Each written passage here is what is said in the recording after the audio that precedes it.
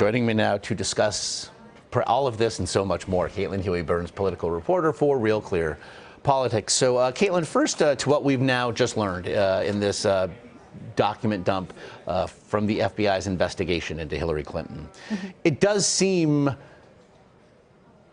to be something short of a smoking gun. If nothing else, that if you're a supporter of Hillary Clinton, you may just see a politician being political. If you are not a supporter of Hillary Clinton, this is just further evidence of nefarious wrongdoing.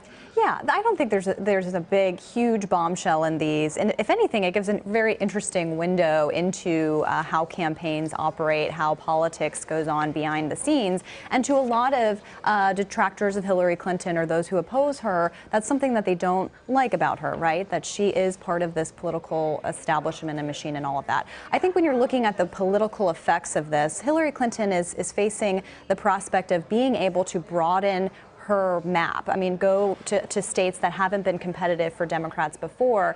She's looking at a lead in the polls nationally and in key battlegrounds, and she needs people to come out and vote for her. So the challenge for her with all of this is whether this depresses turnout for her in any way, or, you know, those who know that they're not going to support Trump, whether they feel inclined to support her when they see these emails and kind of everything attached to it. That might really be a key point of strategy for the Trump campaign at this point. But as Donald Trump himself now calls into question the very legitimacy of the American electoral process, is there a danger for the GOP that will depress turnout for Trump supporters, many of whom he has proudly said haven't been a part of this process before and may not be so inclined now to join the process for the first time? Right. It could have a really interesting backfiring effect on Trump. I mean, he's been talking about how enthusiastic his base of supporters are. If he's out telling them falsely that these elections are rigged, he's been tweeting that the polls are wrong, that things are going on in polling stations, which we know is not true. There have been various reports that show that while there are cases of voter fraud, it is not the large scale that he is talking about. And a lot of Republicans, quite frankly, have reason to be concerned about this kind of messaging coming from a major party nominee. They are looking at trouble down ballot here. And what you have is Trump lashing out against people like Paul Ryan and Republican leaders and basically telling supporters in a way, vote for me, but don't necessarily vote for everybody else in the Republican establishment. And that's really troubling because a lot of these Republicans are depending on Donald Trump to bring out his voter base in favor of them as well. So you're looking at a lot of different implications here that are all signs of trouble for and obviously could tip congressional majorities so that a Republican president in Donald Trump is not working with a GOP Congress.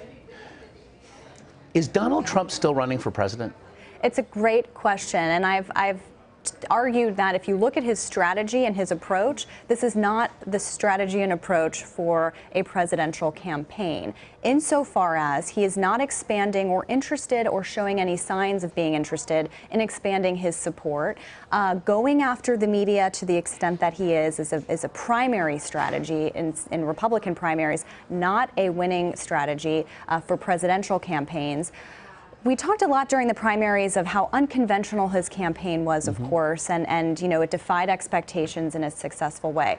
Those are the primaries, and we saw that he did well in the polls then, and he won primaries. Right now, if we're looking at the data that we have in polling, this is not a winning strategy. He's behind nationally and in key battleground states. He has not been able to break 40% if you look at the aggregate of polls. And so all the information we have right now, it looks as though he is not waging a real presidential campaign.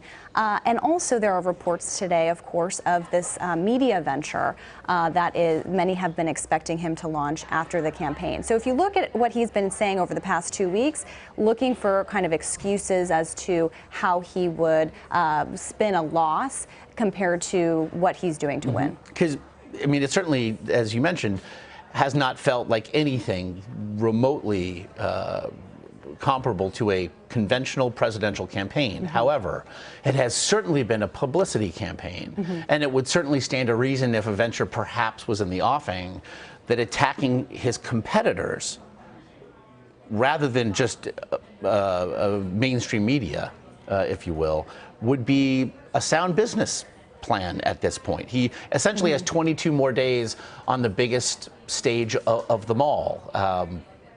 Does it? It seems to line up more. It seems to fall more in line with that idea. And when you look at how Trump operates and the message that he's been putting out, you know, he has not promoted over the past year a message of losing, right? And so he's looking for ways to explain how a loss would happen and how he could kind of survive that, how his brand could survive that. Douglas Brinkley, though, a presidential historian, has said he's never heard something like this from a major party candidate since 1860. We know what happened next. We've heard now reports of attendees at Trump campaign functions with Donald Trump, Mike Pence, calling for revolution in meet and greet scenarios.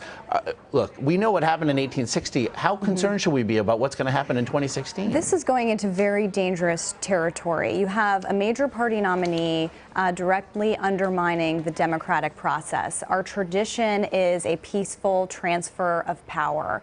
We were talking earlier about someone at a Mike Pence town hall saying that this person wanted to start a revolution if Hillary Clinton was elected, and kind of, you know, there was nothing that Pence could say to deter her from that thought. And if you see it, she didn't seem to be speaking metaphorically either. I mean, she knew what she was saying. It's a very dangerous time, and I think when you have Donald Trump actively promoting this kind of thing, you have lots of reason to be concerned about what happens after November 8th, and I think that's what people are starting to try to figure out right now. And we will continue to try to figure it out for 22 more days at the very least. Caitlin Huey Burns, as always, we appreciate it. Thank you.